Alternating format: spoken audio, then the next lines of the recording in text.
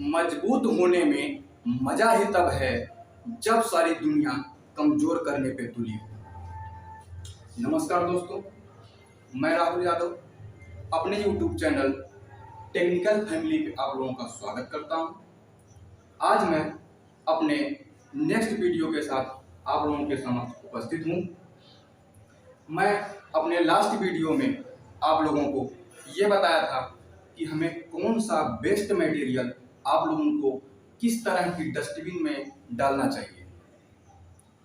तो आइए, आज का जो हमारा सेशन है, ये सेशन जो लोग CITS 2022-23 वाले सेशन में इस समय हैं और उनकी एनुअल एग्जाम होने वाली है, जो कि 31 तारीख से स्टार्ट है और 8 तारीख तक गई है।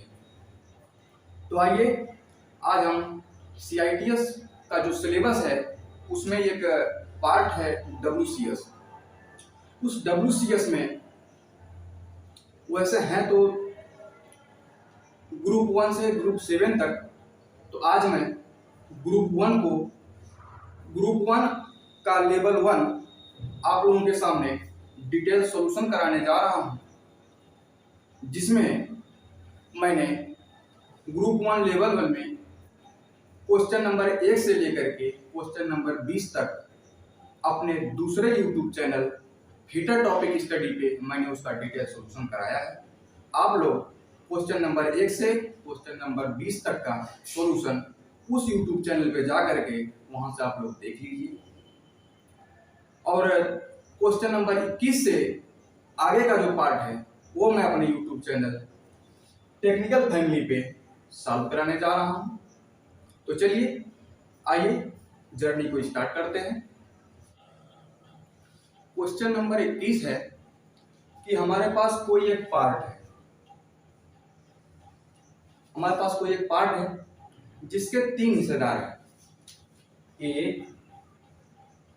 B और C। A, B, C इस पार्ट के 3 हिस्सेदार हैं। ये जो हमारा पार्ट है, इसकी जो टोटल वैल्यू है वो 1162 है। कितना है? 1162। ये जो 3 हिस्सेदार हैं, इनकी जो हिस्सेदारी है उसका कुछ रेशियो दिया है, A ratio B ratio C। ये जो रेशियो है ये 35, 28 और 20 में रेशियो। ABC का जो रेशियो है वो 35, 28 और 20 का है। इसकी जो टोटल वैल्यू है वो 1162 है। तो हमसे पूछ रहा है कि जो A है, B है, C है, इन सब की में हिस्से में कितनी कितनी वैल्यू आई, मतलब कितने ये रुपए में है। कह रहा है कि A को कितने रुपए मिला, B को कितना रुपए मिला और C को कितना रुपए मिला। इनका ये रेशियो है। तो आइए देखते हैं कि किसको कितना रुपए मिले।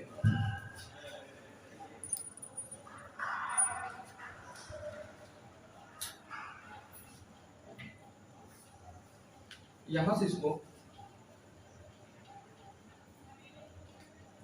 ये हमारा क्वेश्चन नंबर 21 है। A ratio B ratio C equal to 35, 28, 20। अब हम क्या करें कि इन तीनों में x का मल्टीप्लाई कर देते हैं। 35x plus 28x plus 20x। 35x, 28x और 20x, इन सबको हम जोड़ दें, उसकी जो टोटल वैल्यू है वो 1162 है वो। अब हम यहाँ से तीनों को जोड़ दें, यहाँ से x की वैल्यू फाइंड आउट कर लें। तो 5 और 8 13, 3 1 हासिल, 2 2 4 और 3 7, 1 हासिल 8। आ गया हमारा 83x इक्वल टू 1162 के यहाँ से हम x की वैल्यू फाइंड आउट कर लेंगे 1162 बटा में 83। तो यहाँ से इसको डिवाइड करेंगे 83 से 1162, यहाँ से ये एक बार जाएगा 3 और 3, यहाँ पे आ गया 2। अब यहाँ पे ये 4 बार जाएगी, 4 में 12, 4 पे 32, 33। तो जो हमारी x की वैल्यू आई, x की वैल्यू आ गई 14। अब हम क्या करेंगे, इस x को 35 के साथ पूरा कर देंगे तो हमारा a की वैल्यू आ जाएगी, 28 के साथ कर देंगे तो b की वैल्यू आ जाएगी, और 20 के साथ कर देंगे तो c की वैल्यू आ जाएगी। तो आइए a का जो हिस्सा है वो 35x है, तो इसको 35 में हम 14 का गुणा कर देंगे, 14 × 5 = 70, 14 × 42 और 42 और 7 × 49। जो a का हिस्सा है वो 490 आया, b का हिस्सा 28 × 14,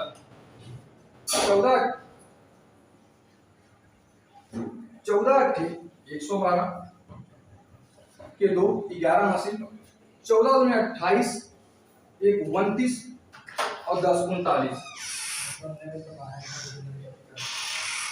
इसका हो गया 392 रुपये। और सी का पार्ट है 20x, 20 × 14, 14 में 28, यहाँ पे हो गया 280। तो यहाँ पे जो ए का पार्ट आया है वो 490 रुपए आया है, जो बी का पार्ट आया है ये 392 रुपए आया है, सी का जो पार्ट है ये 280 रुपए आया है।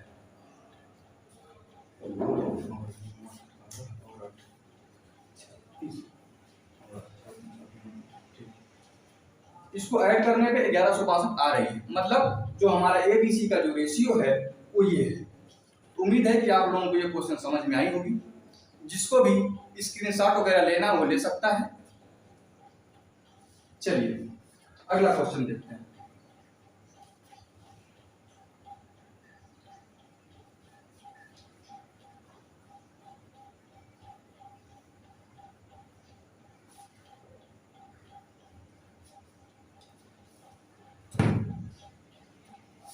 तो जो ए की वैल्यू 490 और बी की 392 और सी की 280 आई थी, हमारे ऑप्शन के अकॉर्डिंग क्वेश्चन नंबर 21 का जो आंसर है वो 1 नंबर आंसर है। क्वेश्चन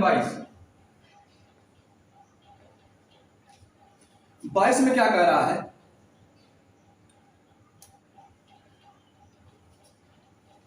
क्वेश्चन ये है कि निम्नलिखित में से कौन सा सेट त्रिकोण के दाईं ओर की बाजू में बनाता है, मतलब कौन राइट एंगल ट्रायंगल को कौन शो करता है। राइट एंगल ट्रायंगल का मतलब ये होता है कि हमारे पास ये एक ट्रायंगल है,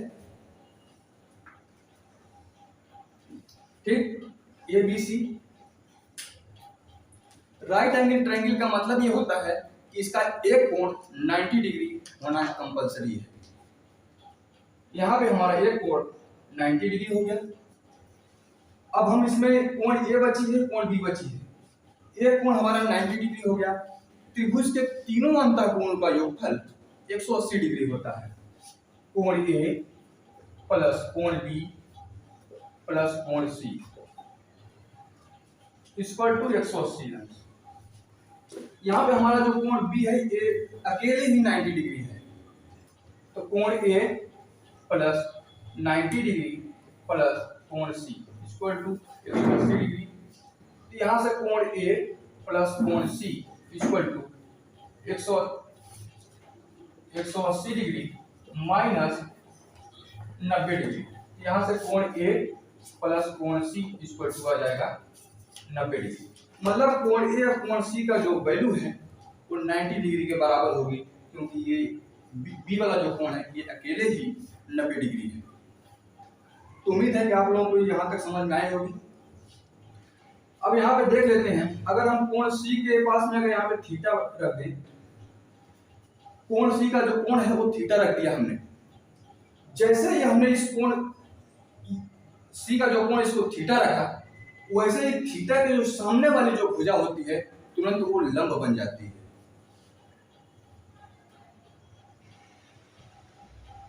ठीक, ये लंब बन गई।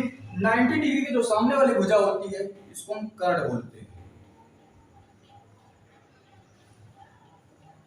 ये लंब हो गई, थीटा के सामने वाली लंब हो गई, 90 डिग्री के सामने वाली कर्ण हो गई, और जो तीसरी भुजा बच गई जो थीटा से अटैच है, जुड़ी हुई है, उसको हम आधार बोलते हैं।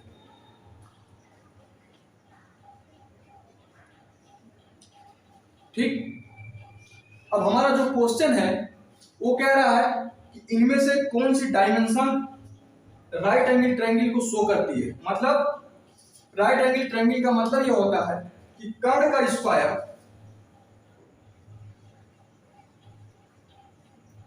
इक्वल टू लंब का स्क्वायर प्लस आधार का स्क्वायर। कर्ण का स्क्वायर इक्वल टू लंब का स्क्वायर प्लस आधार का स्क्वायर।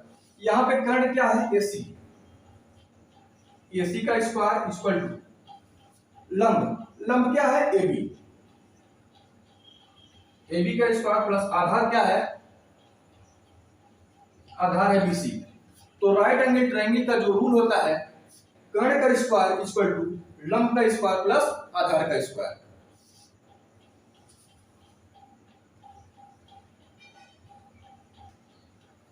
अब क्वेश्चन में क्या आ रहा है कि कौन राइट एंगल ट्रायंगल को की जो ये साइड्स हैं इसको कौन शो करता है। यहाँ पे हमारे ऑप्शन में दिया है 30 50 50, 30 50 50। अब हम यहाँ पे देख लेते हैं, यहाँ तक आप लोगों को समझ में आई होगी। अब हम इसको थोड़ा इसको इरेज करके आगे बनाते हैं।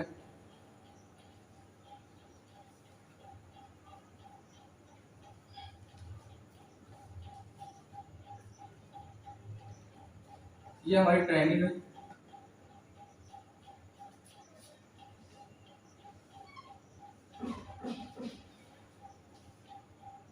तीस 50 50, 30 50 50 कह रहा है। तो यहाँ पे हमारी जो सबसे बड़ी भुजा जो होती है वो कर्ण होती है, और जो लंब और आधार होती है ये दोनों भुजाएं अलग अलग कर्ण से छोटी होती है। अगर लंब और आधार दोनों को जोड़ दिया जाए तो कर्ण छोटी हो जाएगी, लेकिन अगर अलग अलग देखा जाए तो कर्ण सबसे बड़ी होती है, उससे छोटी लंब होती है, और जो आधार होती है ये भी कर्ण से छोटी होती है। यहाँ पे कह रहा है कि 30 50 50, 50 50 कह रहा है तो हम इसको यहाँ पे सबसे बड़ी भुजा कर्ण यही हमारी है, इसको 50 रखेंगे।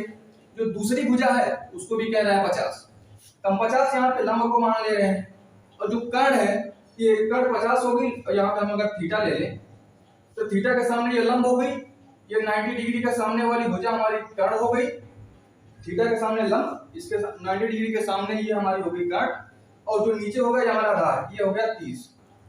हमारी 30 50 50 कह रहा है। अगर हम यहाँ पे देखेंगे तो 50 का स्क्वायर इक्वल टू 50 का स्क्वायर प्लस 30 का स्क्वायर। यहाँ पे हम देखेंगे तो यहाँ से ये जो 50 है 50 से 50 कट जाएगा, लेकिन यहाँ पे 30 का स्क्वायर बच जाएगा, जो कि हमारी डायमेंशन फॉलो नहीं कर रही है। तो हम दूसरी अपनी साइड्स को देख लेते हैं। दिया है 3 4 5, 3 4 5 दिया है, तो जो हमारा लंब हो जाएगा ये कर्ण जो है ये 5 हो गया। जो हमारा लंब है इसको हम 4 मान लेते हैं, इसको मान लेते हैं 3। यहाँ पे लंब कर्ण का स्क्वायर इक्वल टू लंब का स्क्वायर, लंब का स्क्वायर हो गया 4 का स्क्वायर प्लस आधार का स्क्वायर हो गया 3 का स्क्वायर। 5 का स्क्वायर हो गया 25 बराबर 4 का स्क्वायर हो गया 16 प्लस 3 का स्क्वायर हो गया 9।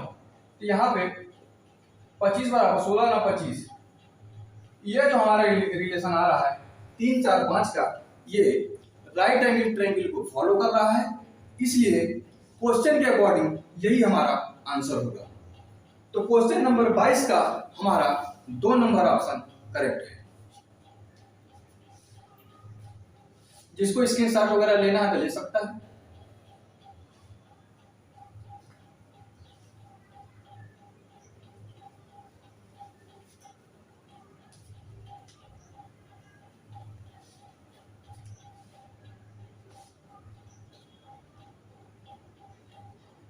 Question number 23। क्वेश्चन नंबर 23 में एक फिगर दिया हुआ है। वो फिगर ये है, ऐसा एक फिगर है, यहां पे ऐसे करके ऐसे, यहां से ये ऐसे, ये जो हमारा एंगल है ये 40 डिग्री पे है, और जो ये है ये हमारा टी डैश है। टी डैश है ना कि टी है। ये हमारा 30 डिग्री है। तो यहाँ पे एक वेट लटकाया गया है जिसका जो है 3 kg है। ये हमारा फिगर है। 23 नंबर क्वेश्चन का फिगर ये है। इसमें हमें कह रहा है कि टी का मान कितना होगा। तो आइए इसको सॉल्व करते हैं। एक हमारे पास प्रमेय होती है जो कि डिप्लोमा के फर्स्ट ईयर में मैकेनिक्स में पढ़ाई जाती है। उस प्रमेय का नाम है लामी प्रमेय। लामी प्रमेय क्या कहती है कि कोई भी प्लेन हो, लेकिन प्लेन होना चाहिए, कोई भी प्लेन हो और उस प्लेन में 3 बल हो, ना तो 3 से कम हो ना ही 3 से ज्यादा हो। 3 बल हो, तीनों किसी एक प्लेन में हो। प्लेन का मतलब ये है कि ये एक हमारा बोर्ड है, इसमें लंबाई और चौड़ाई हो, या फिर चौड़ाई या मोटाई हो, मतलब उसमें तीनों डायमेंशन ना हो। जैसे लंबाई, चौड़ाई और ऊंचाई ये तीनों हो जाती है तो हो जाती है हमारा एक 3D हो जाता है। लेकिन यहाँ पे 3D नहीं कंडीशन है, यहाँ पे कंडीशन है प्लेन की। प्लेन का मतलब 2D। 2D में हमारा वो फिगर हो और वहां पे 3 बल कार्य कर रहे हो और तीनों बल किसी एक पॉइंट पे आकर मिल रहे हो। जैसे मान लीजिए यहाँ पे हमारा ये हमारा कोई बॉडी है, ये बॉडी है, इस पे एक बल इधर लग रहा है F1, दूसरा बल जो है वो इधर F2 लग रहा है और तीसरा बल इधर F3 लग रहा है। इसको हम क्या करेंगे, ये हमारी कोई सॉलिड बॉडी है, मतलब इसका जो पार्टिकल है आपस में एक दूसरे से रिजिडली कनेक्टेड है, मतलब उसे हम उसके किसी भी पार्टिकल को अलग नहीं कर सकते। इस बॉडी पे 3 बल है, तीनों 3 दिशाओं में लग रहे हैं, F1, F2, F3। इन तीनों बलों की अगर हम की क्रिया रेखाओं को अगर पीछे की तरफ बढ़ाएं, ये तीनों जाकर किसी एक पॉइंट पे मिलने चाहिए। ये तीनों फोर्स किसी एक पॉइंट पे मिले और तीनों एक ही प्लेन में हो, तभी लामी प्रमेय लागू होती है। तो वही कंडीशन यहाँ पे भी है। ये हमारा प्लेन है, इस प्लेन में 3 बल हैं। पहला बल जो है ये नीचे की तरफ है, 3 kg है। जो हमारा बल होता है वो न्यूटन में होता है। यहाँ पे 3 kg दिया है। अगर हम इस 3 kg में गुरुत्वीय त्वरण g का मल्टीप्लाई कर दें, यही हमारा द्रव्यमान वेट में कन्वर्ट हो जाता है। अभी आपसे कोई पूछे कि आपका वेट कितना है, तो आप लोग जनरली बता देते हैं कि हमारा वेट 50 kg है, 60 kg, 70 kg है। ये जो 50, 60, 70 kg आपने बताया, ये वेट नहीं हमारा है, ये हमारा द्रव्यमान है। जब हम इस द्रव्यमान में गुरुत्वीय त्वरण g 9.81 का मल्टीप्लाई करेंगे तो वो हमारा वेट होता है, ना कि 50 kg हमारा वेट है। जैसे हमने कह दिया कि हमारा वेट 50 kg है, ठीक, ये हमारा वेट तो है नहीं, ये हमारा द्रव्यमान है। अब हम इसमें 9.81 का गुणा करेंगे, ये लगभग 500 के आसपास आएगा। ठीक है, ये 500 के आसपास आएगा।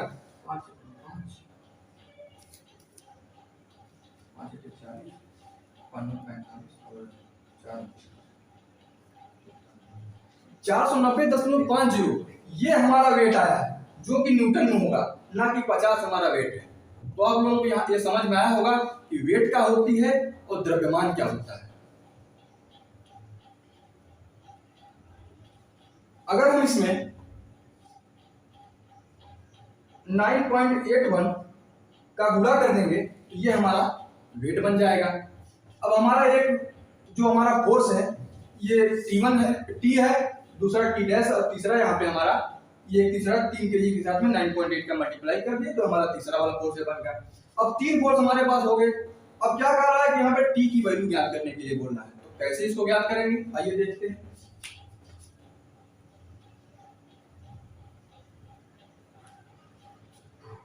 दोस्तों यहाँ पे 9.8 है, थोड़ा सा वो मल्टीप्लाई करने में थोड़ी सी समस्या हो सकती है, इस वजह से हम यहाँ पे 9.8 को ना लेकर के यहाँ पर 10 लेकर के चल रहे हैं।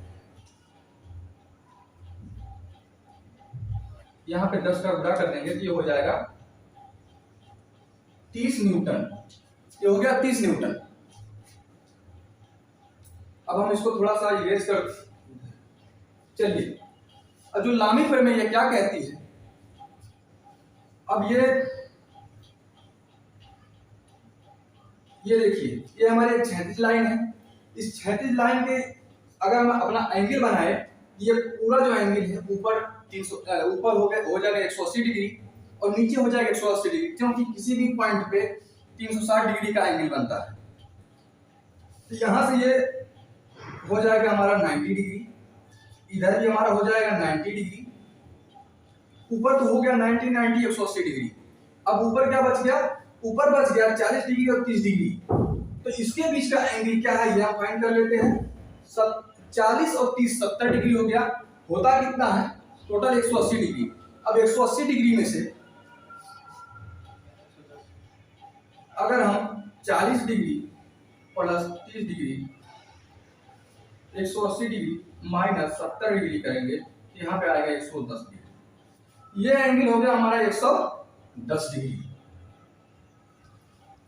अब क्या होगा, जो लामी प्रमेय होती है वो क्या कहती है,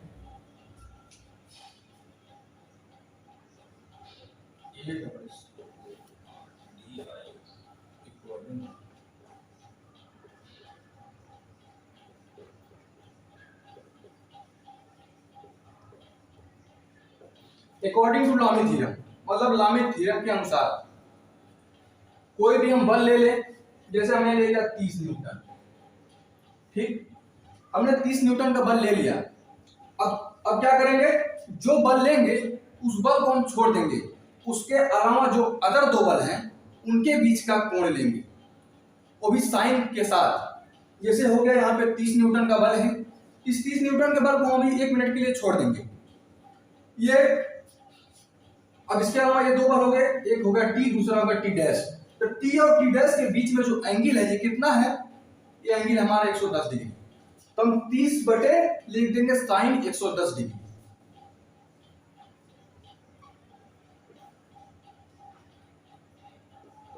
ठीक, अब फिर हमसे कह रहा है टी की वैल्यू फाइंड करने के लिए, तो यहां पर हम लिख देंगे टी बटा में, अब हम टी को छोड़ देंगे, टी डैश और इस 30 न्यूटन वाले बल को लेंगे, इनके बीच का एंगल हम देखेंगे वो कितने डिग्री है। ये हो गया 90 डिग्री और ये हो गया 40 डिग्री। 90 और 40 को हम जोड़ेंगे तो 130 आएगा, मतलब साइन 130 डिग्री।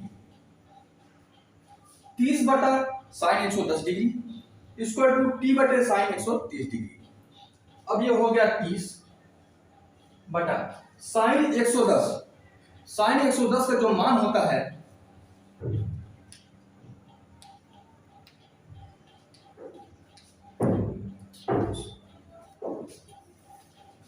वो होता है 0.9396, 0.9396 इधर टी बटा साइन 130 डिग्री। साइन 130 अंश का जो मान होता है 0.766, ये इतना होगा। अब यहाँ पर टी की वैल्यू फाइंड आउट कर लेंगे, यहाँ पे देख लेते हैं।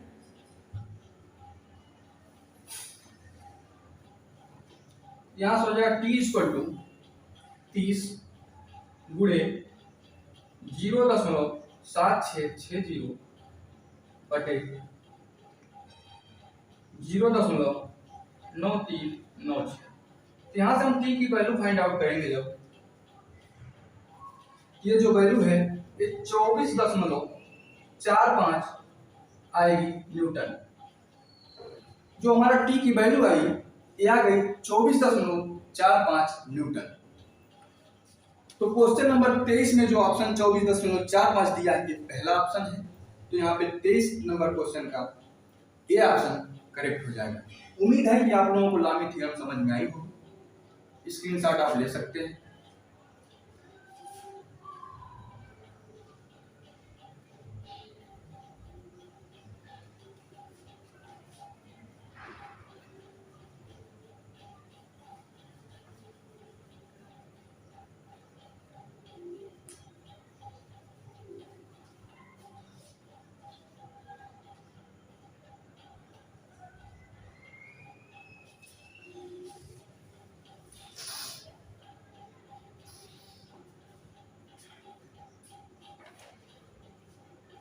चौबीस नंबर क्वेश्चन कह रहा है 32a² b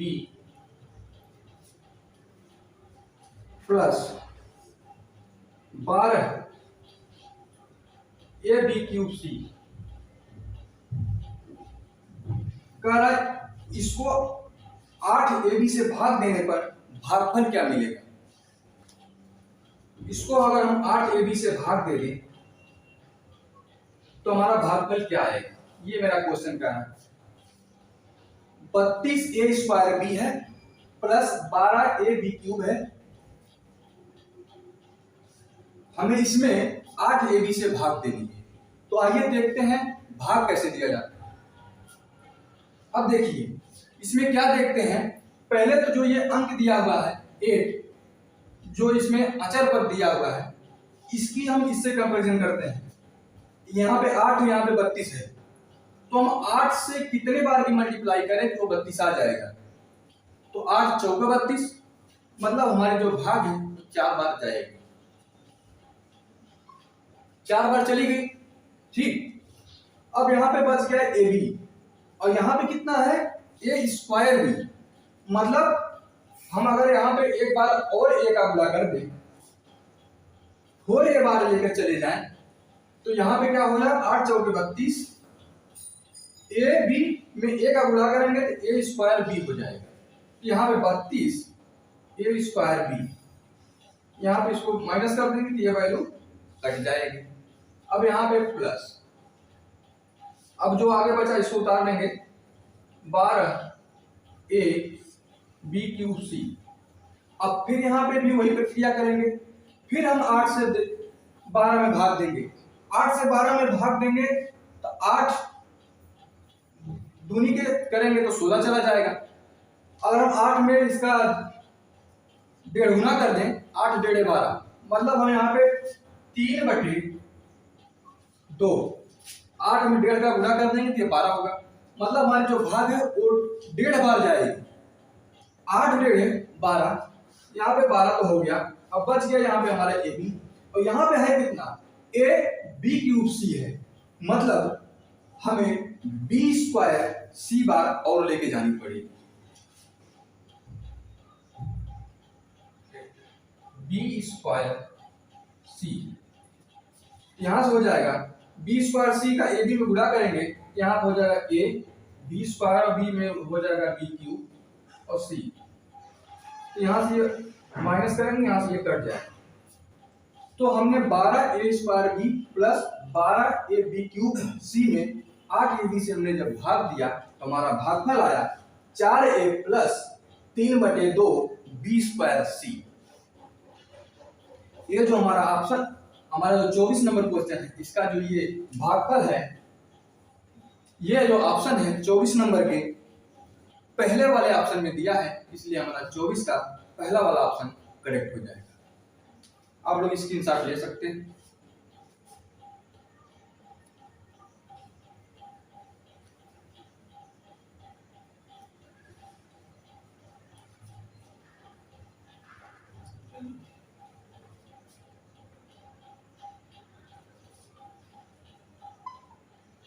25 number question. 25 number question कह रहा है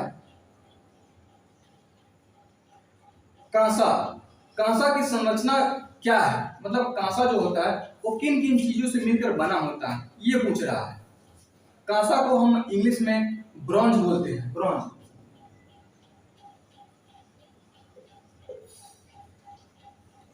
कांसा, BRANG, ब्रॉन्ज। कह रहा है जो ब्रॉन्ज है, ब्रॉन्ज किन किन चीजों से मिलकर बना होता है। तो मैं आप लोगों को बता दूं, जो ब्रॉन्ज होता है ये कॉपर और टिन से मिलकर बना होता है।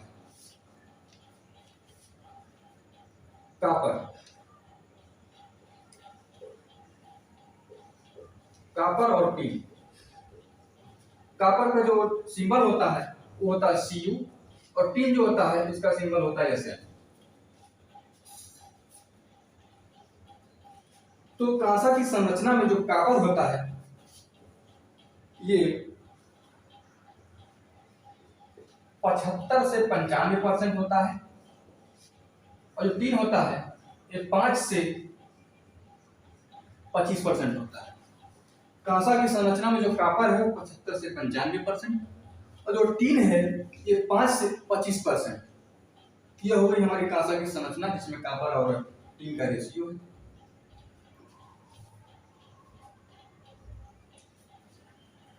अब अगला क्वेश्चन देख लेते हैं।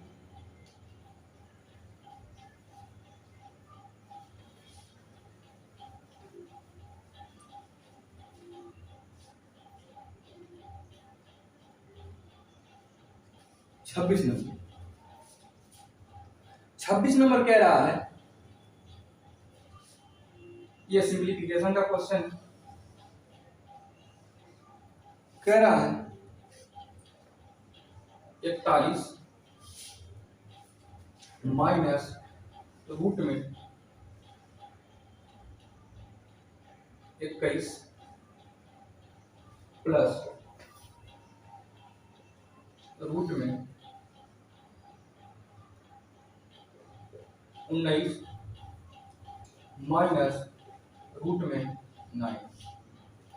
रूट में 41 माइनस रूट में 21 प्लस रूट में 19 माइनस रूट में 9। आइए अब इसको सॉल्व करते हैं। इसको कैसे सॉल्व करते हैं, तो इसको लास्ट से लेकर के सॉल्व करना स्टार्ट करते हैं। लास्ट से का मतलब है कि हम पहले एक ऐसे ये बना देंगे, यहां पे लिख देंगे 41, थोड़ा सा छोटा कर देते हैं।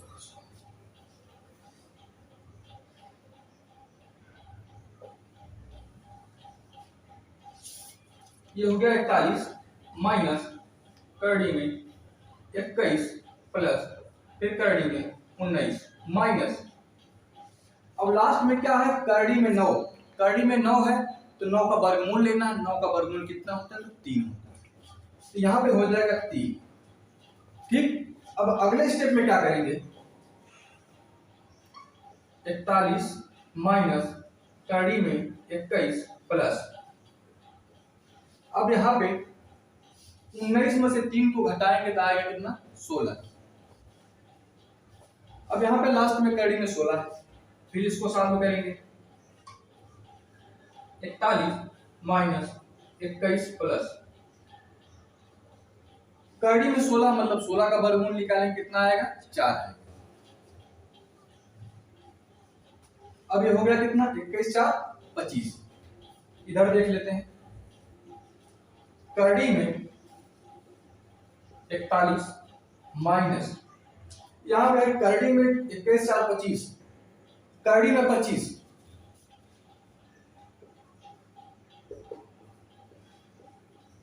माइनस करड़ी में 25 है मतलब 25 का वर्गमूल लेना है। अब 25 का वर्गमूल कितना होता है, 5। यहाँ पे हो जाएगा 41 में से हम 5 घटाएंगे, कितना आएगा, 36। अब 36 का वर्गमूल कितना होता है, 6। तो ये जो हमारा 6 आया है ये हमारा इस सरलीकरण का आंसर होगा 6। तो क्वेश्चन नंबर जो 26 है इसका आंसर 6 है, जो कि हमारे ऑप्शन नंबर 1 में दिया है।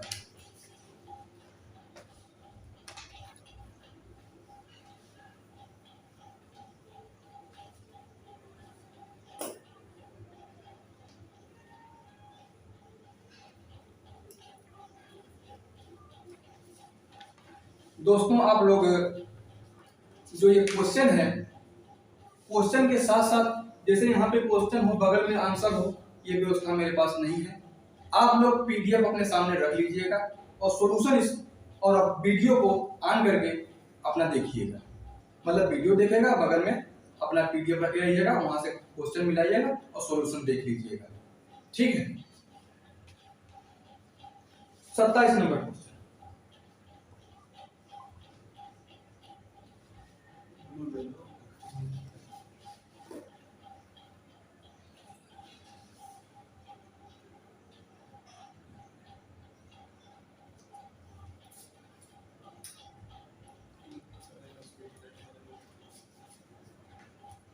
27 नंबर क्वेश्चन। 27 नंबर क्वेश्चन क्या कह रहा है? ब्लास्ट फर्नेस में ऑक्साइड की अशुद्धियों को हटाने के लिए क्या मिलाया जाता है? ब्लास्ट फर्नेस है, उसमें ऑक्साइड की अशुद्धियां होती हैं, उन्हें हटाने के लिए क्या मिलाया जाता है? तो हमारा जो ऑप्शन है, पहला दिया है कोक, दूसरा दिया है फ्लोट, तीसरा दिया है लावा मतलब स्लैग, और चौथा दिया है लाइमस्टोन मतलब चूना पत्थर। तो जो ब्लास्ट फर्नेस होती है, इसमें अशुद्धि इसमें ऑक्साइड की अशुद्धियों को हटाने के लिए हम लाइमस्टोन यानी कि चूना पत्थर को मिलाते हैं। तो हमारा जो 27 नंबर क्वेश्चन है, इसका 4 नंबर ऑप्शन लाइमस्टोन यानी कि चूना पत्थर करेक्ट।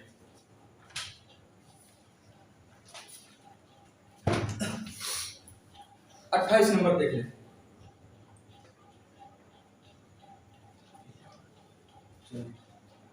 अट्ठाईस नंबर क्वेश्चन क्या कह रहा है? Sine A minus B equal to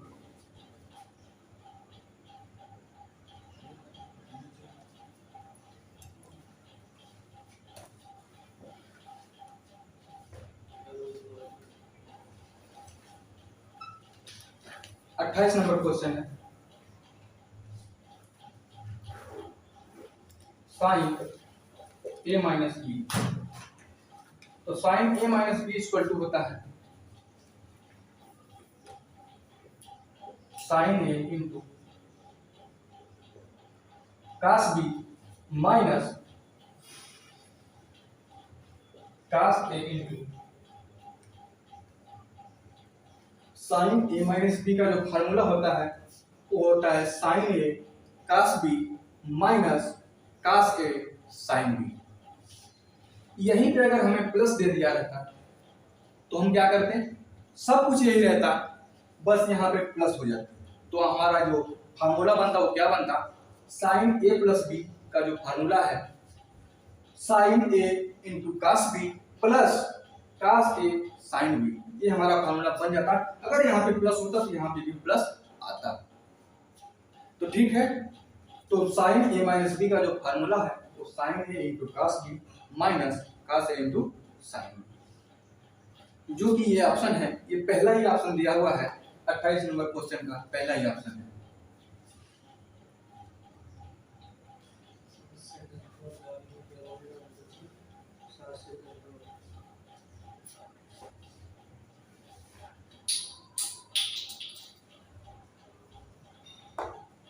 उनतीस नंबर क्वेश्चन। 29 नंबर क्वेश्चन क्या कह रहा है? ए बटा बी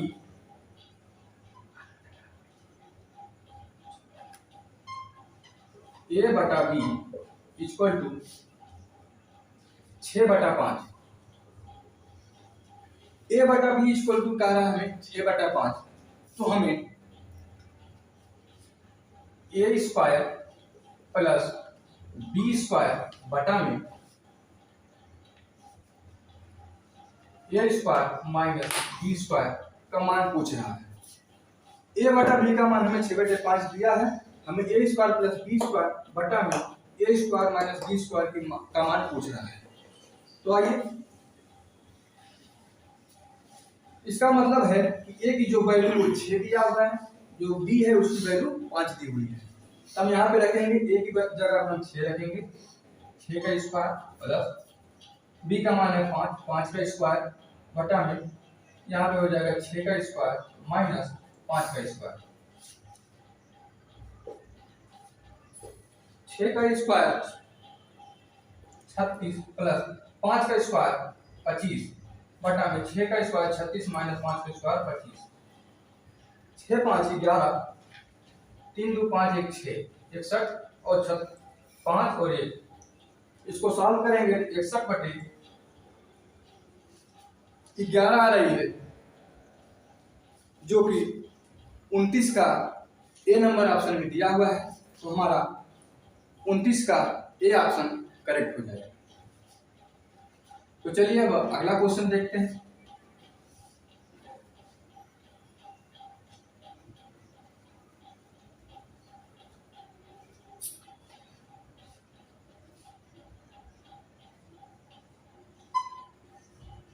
तीस नंबर क्वेश्चन कह रहा है the maximum friction along on a body, मतलब कोई भी बॉडी है उस पर मैक्सिमम फ्रिक्शन जो लगता है उसे हम क्या कहते हैं। तो आइए देख लेते हैं कि फ्रिक्शन होती क्या है। हमारे पास कोई एक सरफेस है, ठीक, इसके ऊपर हमको एक बॉडी रख दी है, ठीक, हमको एक इसके ऊपर बॉडी रख दी है, ये हमारी एक सरफेस। सबसे पहले क्या होता है, ये जो बॉडी है, इस बॉडी का जो सेंटर ऑफ जो ग्रेविटी होती है, मतलब जो इसका वेट होता है, वो सेंटर ऑफ ग्रेविटी पे केंद्रित माना जाता है। मतलब जो इस ब्लॉक है, इसका कुछ तो कुछ वेट होगा ना, तो जो वेट होगा वो इसके सेंटर ऑफ ग्रेविटी पे काम करता है। तो इसको हम यहाँ पे ऐसे डिनोट करते हैं, ये हो गया हमारा वेट। वेट को हम W से शो करते हैं। चलिए, ये तो हमारा हो गया वेट। एक आप लोग नियम पढ़े होंगे, न्यूटन का थर्ड लॉ, मतलब न्यूटन का तीसरा नियम। ये क्या कहता है कि यदि हम किसी भी वस्तु को यदि हम दबाएंगे, जितने भी बल से दबाएंगे उतने ही बल से वो वस्तु हमें भी दबाएगी। मतलब क्या होगा कि जो न्यूटन का तीसरा नियम है, क्रिया और प्रतिक्रिया का नियम है, वही नियम यहाँ पे भी लागू होगा। अब हमने क्या किया कि हम W वेट से इस सरफेस को हमने दबाया, तो इस सरफेस क्या करेगी, ये सरफेस भी हमारे ब्लॉक को ऊपर की तरफ धक्का देगी। मतलब यहां से एक रिएक्शन आएगा, यहां से एक रिएक्शन आएगा, उस रिएक्शन को हम Rn से डिनोट करते हैं। R और एक R जो बड़ा होता है तो N जो है सफिक्स में, इसको Rn लिखते हैं। यह हमारा हो गया नॉर्मल रिएक्शन। नॉर्मल रिएक्शन हमेशा सतह के लंबवत कार्य करता है। जैसे मान लीजिए ये हमारा एक इंक्लाइंड सरफेस है, इस पे हमने कोई एक बॉक्स रख दिया, ठीक, जो इसका वेट काम करेगा वो ऐसे ना काम करके वो ऐसे वर्टिकली सीधा काम करेगा। ये हमारा वेट है, ना कि इसके लंबवत, ये हमारा वेट है। यहाँ पे तो हमारी जो सरफेस है वो 36 थी, इसलिए जो हमारा वेट है वो वर्टिकल था। जबकि यहाँ पे क्या है कि हमारा जो सरफेस है वो हमारी सरफेस ही किसी कोण पे, ये जो हमारी सरफेस पहले ये थी, अब ये सरफेस हमारी किसी कोण पे झुक गई है। तो जो हमारा ब्लॉक है वो भी उस सरफेस के साथ झुक चुका है। तो जो हमारा वेट होगा वो हमारा वेट अब इस तरह ना हो करके, हमारा वेट झुकेगा नहीं, वो तो हमेशा ही परपेंडिकुलर ही रहेगा सेंटर ऑफ ग्रेविटी। ये होगा नहीं, यहाँ पे ये हो जाएगा। ये हमारा वेट कहाँ है, और जो हमारी नॉर्मल रिएक्शन आएगी, क्योंकि ये जो ब्लॉक है ये हमारी सरफेस को दबाएगी तो हमारी सरफेस भी रिएक्शन देगी। तो जो हमारा ये रिएक्शन आएगा वो हमारा रिएक्शन किस तरह ना आएगा कि हमारा रिएक्शन सरफेस के परपेंडिकुलर आएगा, इसके लंबवत आएगा, ना कि इसके जैसे आएगा। ठीक है, तो ये हो गया हमारा यहाँ पे नॉर्मल रिएक्शन। ठीक, अगर हमारी सरफेस झुकी हुई है तो इस तरीके से हमारा वेट काम करता है, जो हमारी नॉर्मल रिएक्शन होती है वो इस तरीके से काम करती है। अगर हमारी सरफेस क्षैतिज है तो हमारा जो नॉर्मल रिएक्शन है वर्टिकल काम करेगा, तो जो हमारा ये वेट है ये भी वर्टिकल ही रहेगा। ठीक है, अब हमें कह रहा है कि जो कोई भी बॉडी है उस पे हम, जो ये बॉडी है इस पे, ये बॉडी, ये हमारी सरफेस है, इसके ऊपर कोई बॉडी रखी है। ये बॉडी रखी है तो ये इस समय इसके अंदर कोई भी फ्रिक्शन जनरेट नहीं हो रहा है। फ्रिक्शन कब आता है? जब कोई भी दो बॉडी हो, उनके बीच में रिलेटिव मोशन हो, तभी फ्रिक्शन आता है। अब जैसे यहाँ इस पे हमने कोई एक बल लगा दिया, इधर की तरफ हमने कोई एक एफ न्यूटन का बल लगा दिया। जैसे ही हमने इधर एफ न्यूटन का बल लगाया, तुरंत इस बॉडी पे यहाँ पीछे की तरफ इस बल का विरोध करने के लिए एक दूसरा बल प्रोड्यूस हो जाएगा। उसी बल को हम फ्रिक्शन कहते हैं, उसे ही हम घर्षण बल कहते हैं, जिसको हम स्मॉल एफ से डिनोट करते हैं। अगर हमारा बल इधर काम किया तो फ्रिक्शन जस्ट अपोजिट काम करेगा। अगर हम इसी बल को इधर लगा देते हैं तो हमारा फ्रिक्शन उधर काम करता है। इसीलिए कहा जाता है जो फ्रिक्शन फोर्स होता है, मतलब जो घर्षण बल होता है, वो सेल्फ एडजस्टेबल होता है, मतलब स्वतः समायोजित होता है। मतलब अगर हम बाएं लगाएंगे तो घर्षण बल है दाहिने काम करने लगेगा, अगर हम इसको दाहिने लगाएंगे तो घर्षण बल हमारा बाएं काम करने लगेगा। तो मैं कह रहा लिमिटिंग फ्रिक्शन क्या है, मतलब अधिकतम जो घर्षण उसे क्या कहते हैं, ये है। अब हमने इसको लगाया, इधर हमने बल लगाया, इधर घर्षण आया, फिर हमने बल की मात्रा को बढ़ाते चले जा रहे हैं, बल की क्वांटिटी को हम बढ़ाते चले जा रहे हैं, तो जो फ्रिक्शन है ये उसका विरोध करता रहेगा। एक समय ऐसा आएगा कि बल का मान इतना ज्यादा हो जाएगा कि जो फ्रिक्शन है ये इस बॉडी को यहाँ पे रोक नहीं पाएगा, और ये कंडीशन ऐसी आएगी कि इस सरफेस पे ये जो हमारा ब्लॉक है ये दाहिने की तरफ चल देगा। तो यहाँ पे होगा क्या, वह कंडीशन जिसपे ये ब्लॉक बस चलने ही वाला है लेकिन चला नहीं है, चलने वाला है बस चला नहीं है, वह कंडीशन जिसपे कोई भी ब्लॉक बस चलने ही वाला है, चला नहीं है, उसी कंडीशन पे जो हमारा फ्रिक्शन काम करता है उसे ही हम लिमिटिंग फ्रिक्शन कहते हैं। मतलब घर्षण की वह मैक्सिमम वैल्यू जिसपे ये हमारा ब्लॉक बस चलने ही वाला है लेकिन चला नहीं। तो यहाँ पे क्या हो जाएगा, उस समय यहाँ पे जो अगर हम इसको देखें तो यहाँ पे जो ये क्षैतिज वाले जो बल है इनको यदि हम कंपेयर करें और जो वर्टिकल वाले बल हैं इसको हम कंपेयर करें, तो हम कंपेयर करने जा रहे हैं, आप लोग देखिए।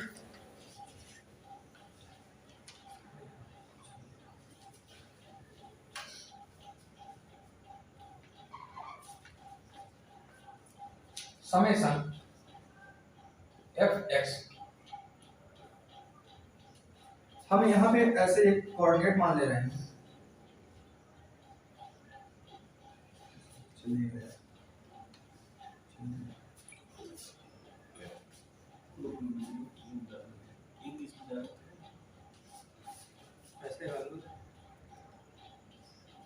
चलिए यहाँ पे अगर हम एक कोऑर्डिनेट मान लें, जो क्षैतिज वाली है इसको x मान लें, जो वर्टिकल वाली है उसे y मान लें। तो यहाँ पे क्या होगा, जो w है और ये y है ये y की डायरेक्शन में, w और rn जो है ये y की डायरेक्शन में है, f और जो हमारा फ्रिक्शन है ये x की डायरेक्शन में है। तो यहाँ पे क्या होगा, जब हम यहाँ पे summation F X equal to 0, यहाँ पे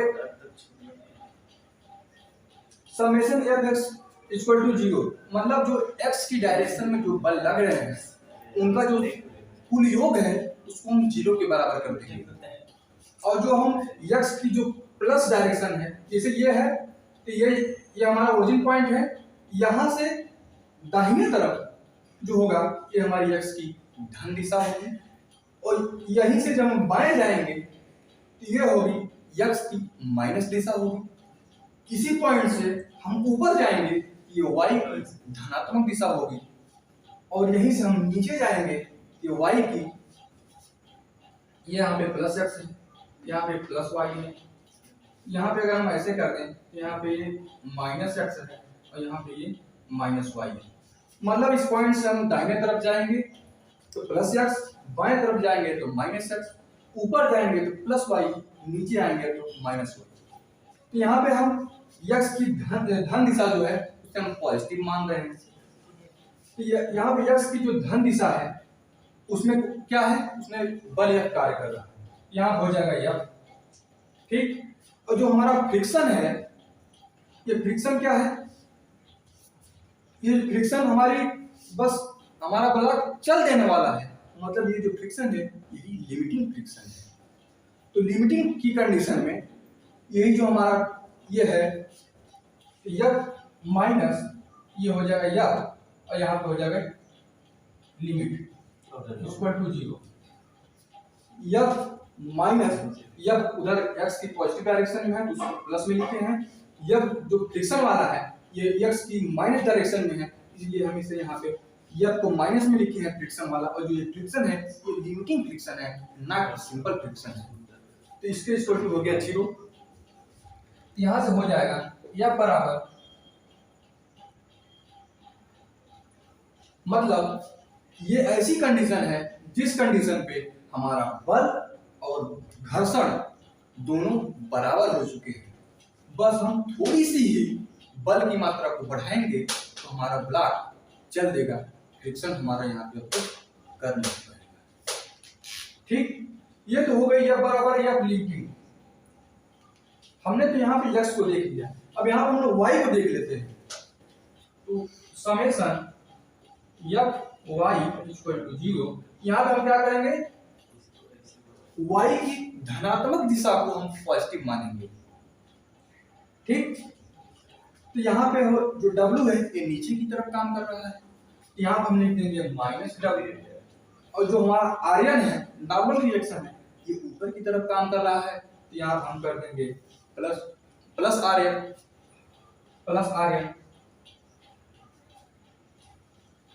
इक्वल टू 0। यहां से हो जाएगा W बराबर Aryan,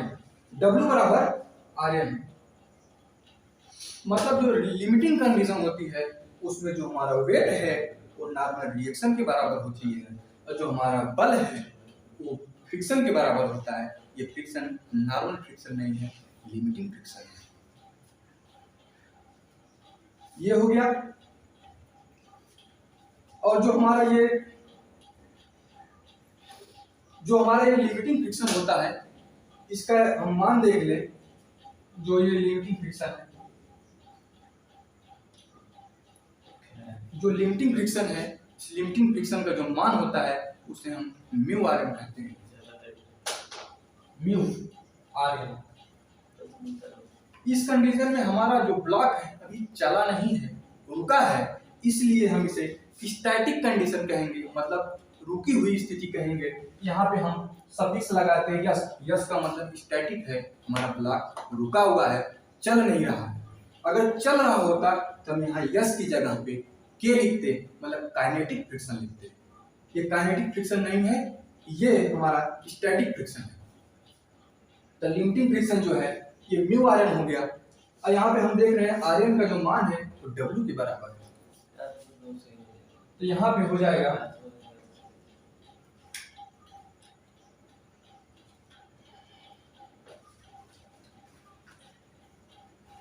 mu S, are N की जगह हम लिख देंगे डब्ल्यू। ठीक, और जो डब्ल्यू होता है ये द्रव्यमान और वृत्तीय त्वरण जी का गुणनफल होता है, मतलब डब्ल्यू बराबर यहाँ से होता है एम जी। यहाँ पे हम लिख सकते हैं जो लिमिटिंग फ्रिक्शन है F equal to mu S M G, ये लिमिटिंग फ्रिक्शन। तो जो हमारा लिमिटिंग फ्रिक्शन की जो वैल्यू आई वो म्यू एम जी आई। तो हमें यही पूछ रहा था कि कोई एक ब्लॉक है जो किसी एक सरफेस पे रखा हुआ है, तो उसपे जो हमारा अधिकतम घर्षण लगेगा उसे क्या कहेंगे, उसे हम लिमिटिंग फ्रिक्शन कहेंगे। हिंदी में इसी को हम सीमांत घर्षण बोलते हैं। क्या बोलते हैं? सीमांत घर्षण बोलते हैं। तो जो हमारा क्वेश्चन नंबर 30 है इसका ऑप्शन हो जाएगा A number, limiting friction. Limiting friction आप लोग समझ गए होंगे कि जो हमारा ब्लॉक है इस पे हम बल लगाएं तो बल की मात्रा उतना हो जाए कि बस हमारा ब्लॉक चलने ही वाला है बट चला नहीं। ठीक, उसे हम लिमिटिंग फ्रिक्शन कहते हैं, सीमांत घर्षण कहते हैं। तो चलिए, उम्मीद है कि आप लोगों को यहाँ तक समझ में आई हो। दोस्तों, वीडियो लंबी हो जाने के कारण मैं आज का सेशन यहीं पे रखता हूँ। क्वेश्चन मैंने 21 से लेकर 30 तक का क्वेश्चन मैंने इस वीडियो में सॉल्यूशन करा दिया हूँ। इसके आगे का जो पोर्शन है उसे मैं अगले वीडियो में लेकर के जल्द ही आपके सामने आऊँगा। आप लोगों को ये वीडियो हमारी कैसी लगी, कमेंट बॉक्स में अपना विचार जरूर दें। हमारे चैनल पे यदि आप नए हैं तो हमारे चैनल को सब्सक्राइब करना ना भूलें। तब तक आप लोग मस्त रहिए, अपने अपने काम में व्यस्त रहिए। थैंक यू दोस्तों।